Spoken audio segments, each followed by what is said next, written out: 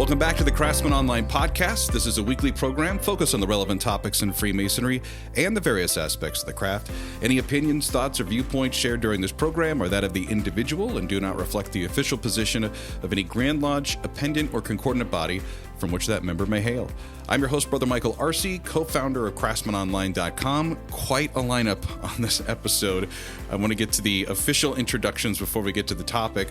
First, representing the Grand Lodge of Idaho, Most Worshipful Russ Smith, Grand Master of the Grand Lodge. Welcome to the podcast.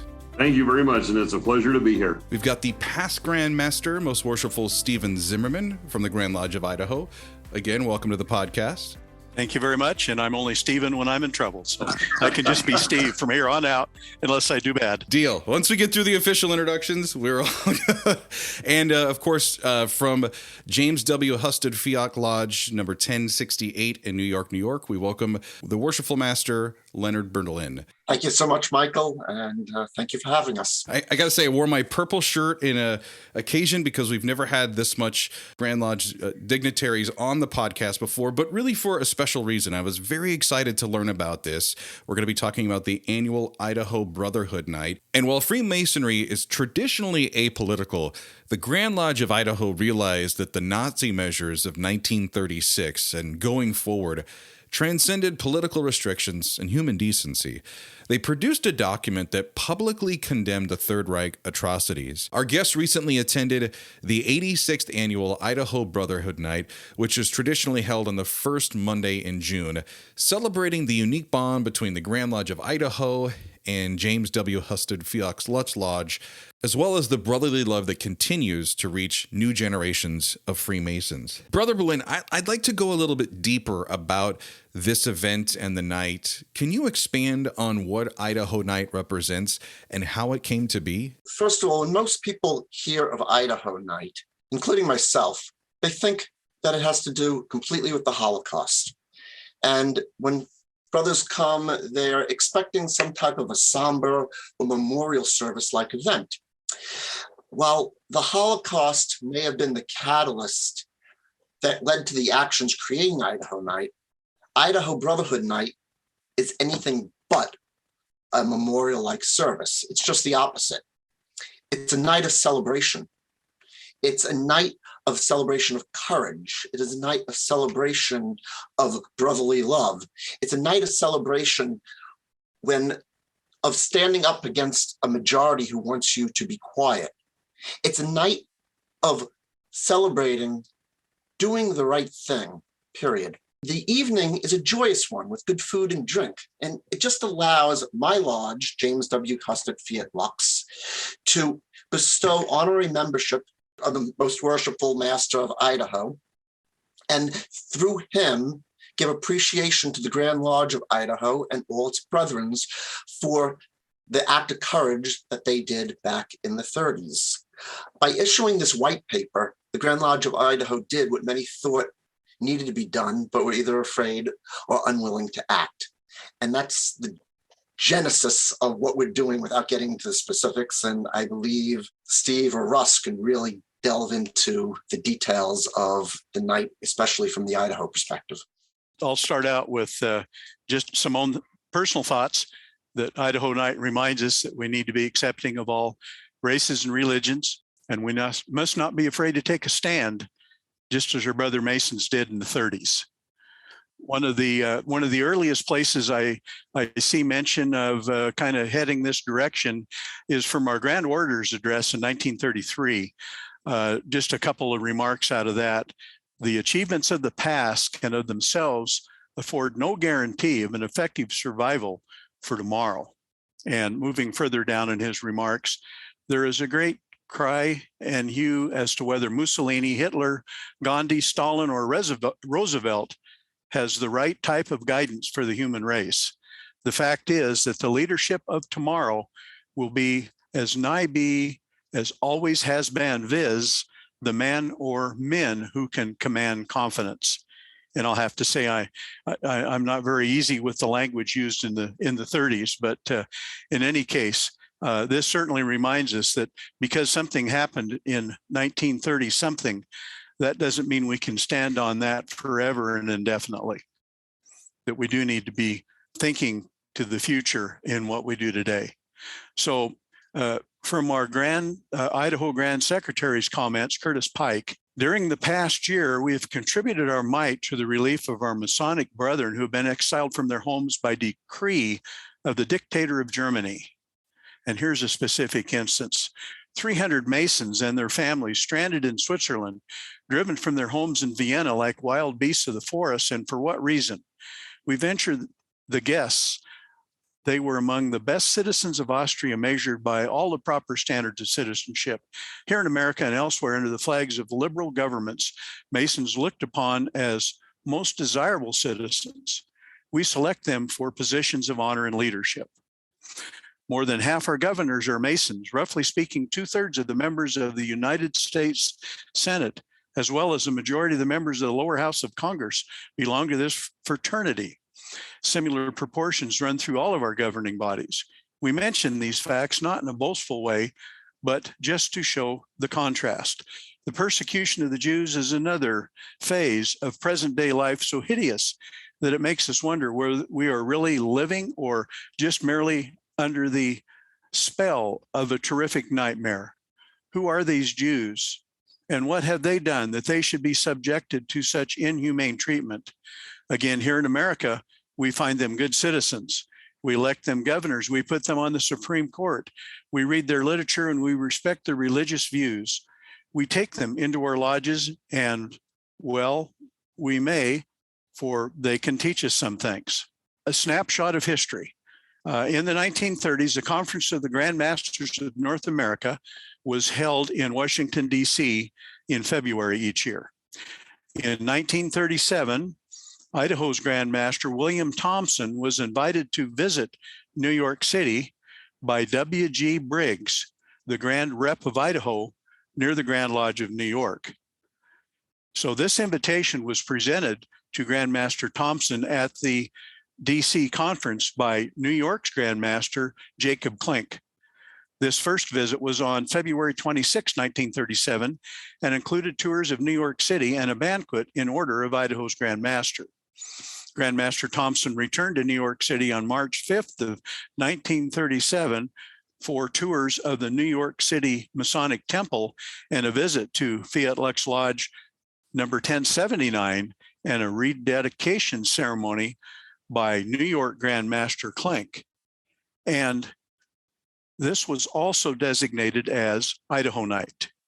In his address, New York Grand Master Klink stressed the importance of right living and to dedicate their lives to the service of mankind and to the fraternity. What's interesting to me, and I wanted to get the Grand Master and our most worshipful past Grand Masters' thoughts on this.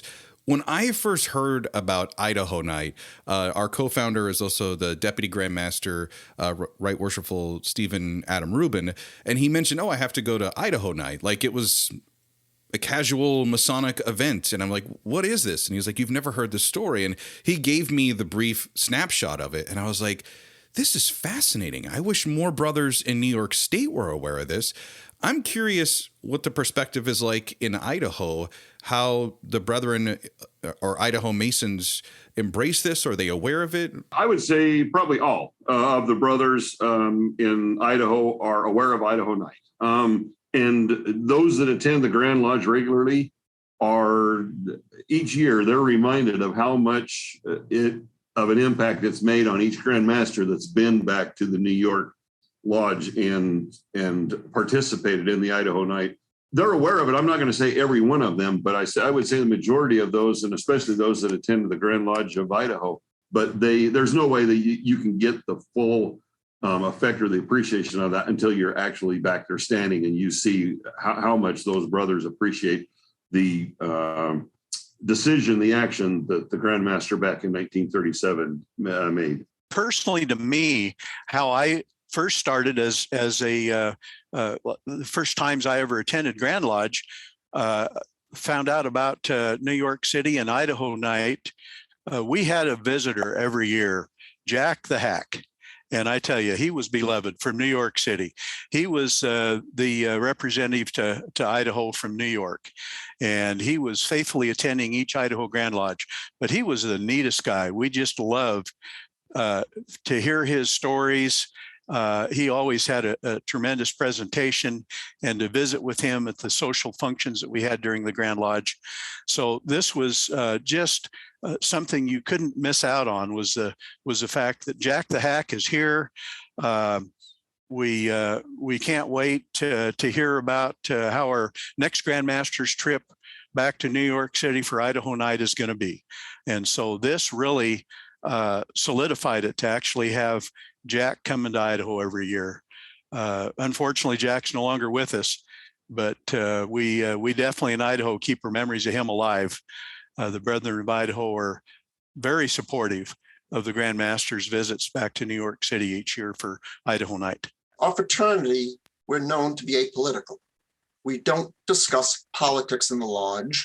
And in public, we may do it in private among small groups, but in public, we are really frowned about ever having a political discussion. Well, here we have the Grand Lodge of Idaho in 1937, when they're probably even more strict in their philosophy of being apolitical, said, we don't care anymore. There comes a point where human suffering is more important than staying that we remain apolitical. We have to get a little political on this, because this is our brothers. This is mankind. This is important to say. And we're not acting as Masons, caring about each other, unless we say something. And that is the feeling they get, that then they spoke out about the Holocaust, about Jews. And at the time in Idaho, there were very few Jews in the Masonic Brotherhood within the Grand Lodge of Idaho. And for this lodge to speak out when not a single other lodge in our country or throughout the world even uttered a word, is the historical significance of this event. And that's really what we're considering as the courage, because they did the right thing. Living in New York State, we've got a ton of history there, thanks to our colonial heritage, especially in Freemasonry, due to the English forces that were there before, during, and after the Revolutionary War. And then it kind of begins to taper out, like after the building of the Erie Canal, really making us the Empire State, New York City sprawling. And when this story got shared, it touched another part of my heart as well, where I think every modern Mason today looks for that spirit of unity that came from the Masons that were a part of the founding, or our founding fathers, and the doing right, the independence, the justice, the morality. And to hear the brothers in Idaho stand up and call out an atrocity that everyone else was pretty silent of, to me, it made it really special to know that there was a Masonic connection to that. I'm curious how this is talked about in lodges on both ends leading up to Idaho Night. And I think that's one of the things that we kind of see in our young members that are coming in our society that right now is so divisive with politics, with everything else. When they come into Freemasonry and they see this universal brotherhood of acceptance, and we can agree to disagree, but then we turn around and we'll go out and we'll have a soda or a beer or something like that with each other. And they're kind of surprised at the way that we conduct ourselves, because that's just not the way that society is now. And then when you look back and you see that this brotherhood, this unification took place, 85, 86 years ago, like Lenny said, it does give a warm feeling in your heart, because you realize here's a group of individuals who care so much about mankind and each other that they're willing to sacrifice themselves to make sure that their brothers and others are not wanting, that they're not hurting, that they're being helped out.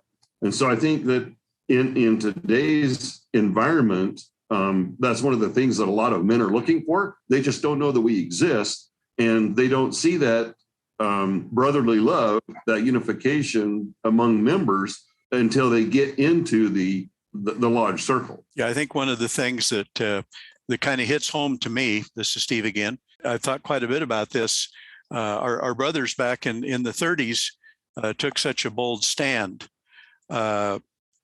We can't just continue to just hang our hat on that and say, well, look at what they did back then. We need to think about what we do today and as we look to the future. As Russ said, there's certainly a new crop of men that are coming into the fraternity that are looking for something. Our predecessors were certainly bold and unafraid to take a stand. We just must endeavor to imitate them today, so that I think we can continue to do the things that make us worthy of a celebration such as Idaho Night. In our lodge, we care about it because this has been an annual event. And right now, our lodge is part, within the New York City, and the lodges that are close to us within the metropolitan district know about it, and we're trying to make it more well-known throughout New York State. This podcast will help that. As master, I'm trying to bring this out to others. I know we have a brother who lives in the Capital District in upstate New York. He has another lodge up there. He's working for next year to hopefully have a large number of brothers come down, because they're hearing more about it after speaking to me, and they want to come down. We also have a sister lodge in Victoria, Australia.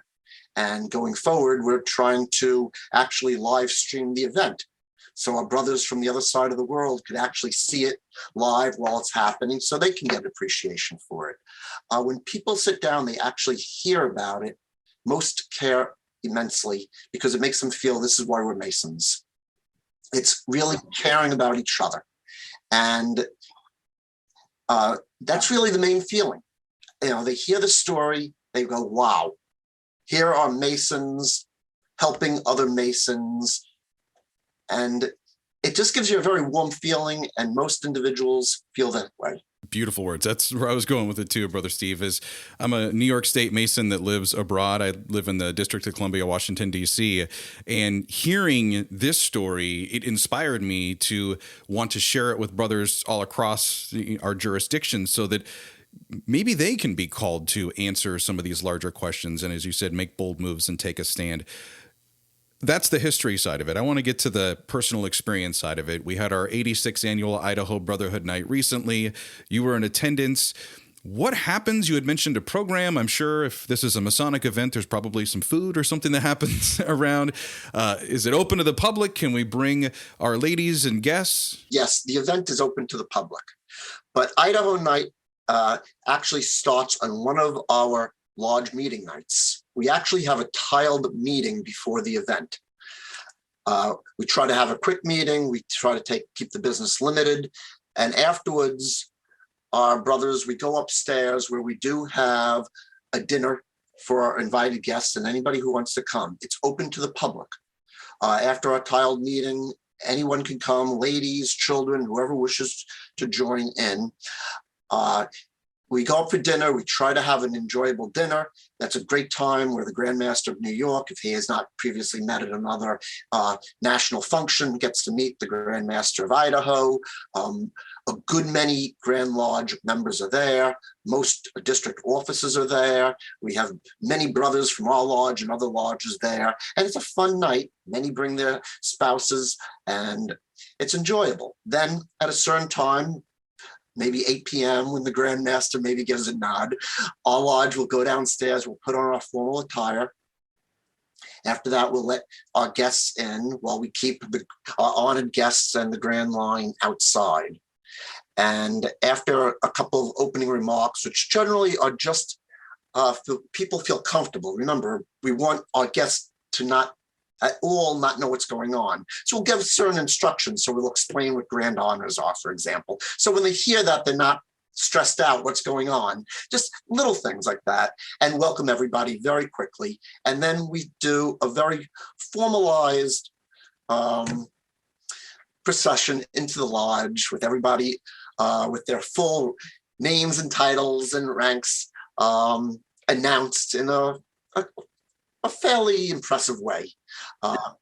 And afterwards, we go through the event, we issue various things. We give honorary membership to the Grand Masters of Idaho and the Grand Master of New York. We try to keep speeches limited. There's flowers presented to ladies, etc. And then we go back upstairs after the event and we'll finish up if anybody wants more drinks, coffee, or cake. I mean, so it's a fun night in some ways, but it's also a little, it's touching, it's feeling. We make sure that's patriotic. We make sure that people enjoy. We make sure there's a little entertainment. And I'll let Russ or Steve further elaborate because they were the honorees and I would love to hear from their feeling of what happened. From myself, and I think probably a lot of the brothers in Idaho, when we think about going to New York City, I don't think it's an endeavor that a lot of us have had an opportunity to take advantage of very often. Certainly for me, it was my first time to actually be in Manhattan, kind of come through the area and change planes a time or two, but to actually be on the ground, see the sights, check some of these things off my to-do list. All of this happening before this wonderful Idaho Night event, but just the fact that we're invited back, it's something that I may or may not have ever got around to do, but it's certainly things that I've for my whole life wanted to do. Certainly to see the Statue of Liberty, of course, in recent times, to actually be at Ground Zero and experience that feeling, the Empire State Building and all of the other things, to actually see Times Square, to actually see that ball that's dropped. There are just so many things that I was able to check off the to-do list. And so for the Idaho boy, it made that trip to New York City really special. And I can't say how nicely we were treated from everyone, from the cabbie and the waiters in the restaurants, right down to all of the Masons and the wonderful reception we had. Just a couple comments about the Grand Lodge building in New York. I think Russ and I were both just completely taken back when we saw those pipe organs present in seemingly every lodge room, and the fantastic decor. And then to have your grand musician from the Grand Lodge playing the organ as we had Idaho Night, and all of the professional musicians that were present. I mean, this was certainly turned into a super special event for us.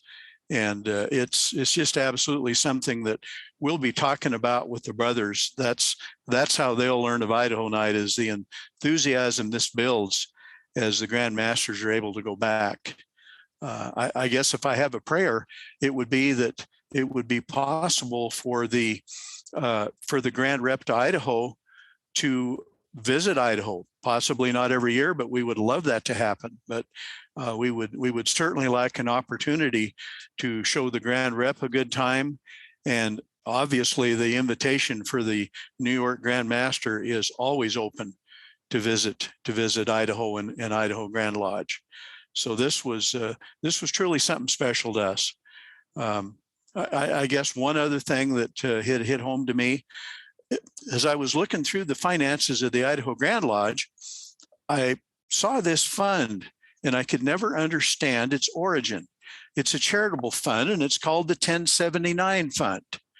Well, Idaho Night, that is what actually made that make sense to me. That fund was started because originally the Fiat Lux Lodge, before they consolidated or merged, they were number 1079. And every year they make a donation to Idaho to help us further our charitable endeavors. And so in Idaho, in appreciation of what New York did, that became known as the 1079 Fund.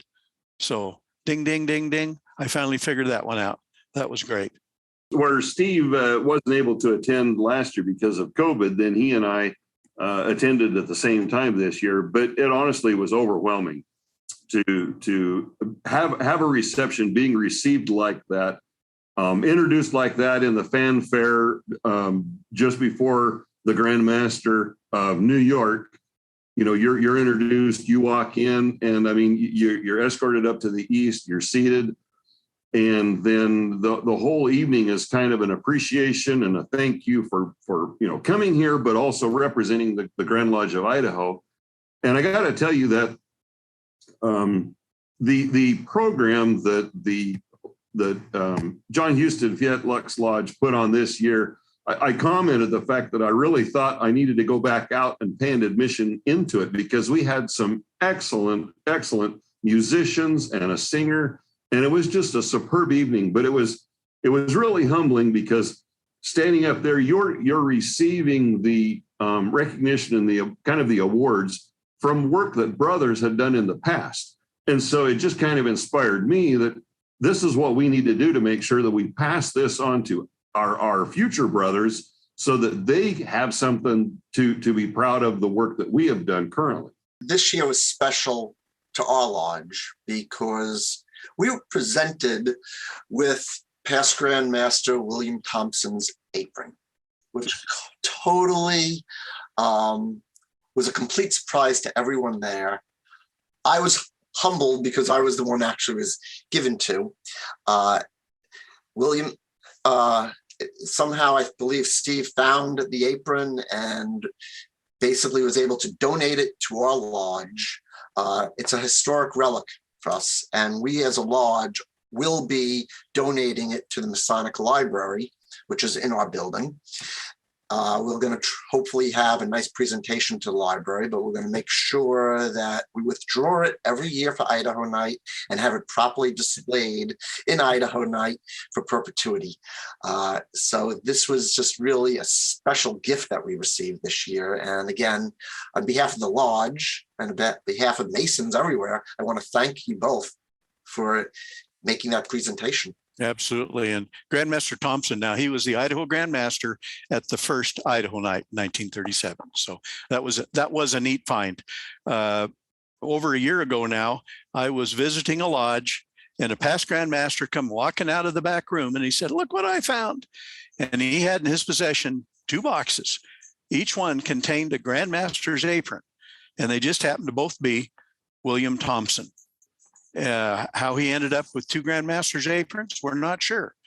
But talking with everybody involved, they were 100% in favor of sending one of those back to New York, just in memory of he was the Idaho Grand Master at the first Idaho Night. So we were tickled to be able to do it. So I have to say, just listening, Brother Steve and Brother Russ, I grew up in southwestern Arizona, so I know the experience of going to New York City the first time and feeling like this tiny little, ant on top of a giant hill, and just how amazing it is. And also, as a brother in New York State, going down to our Grand Lodge for the first time, having lived in upstate New York and seeing the significance of that building, it is quite special.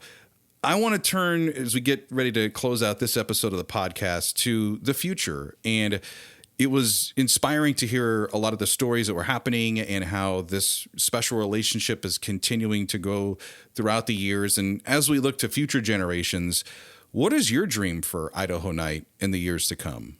I truly hope and pray that we will not only be able to continue Idaho Night each year in the James Husted-Fiat Lux Lodge in New York City, but that we can, because of that, we can keep alive the reasons behind it and just strive to continue to stand for freedoms and against tyranny. History has a strange way of repeating itself. We learn from our lessons. Whatever the actions are that you choose to do, remain quiet or not, it will be appropriate. But we need to remember what we did. And this is, it's scary to think that we have similar situations today, maybe not exactly the same. They are different, but the similarities.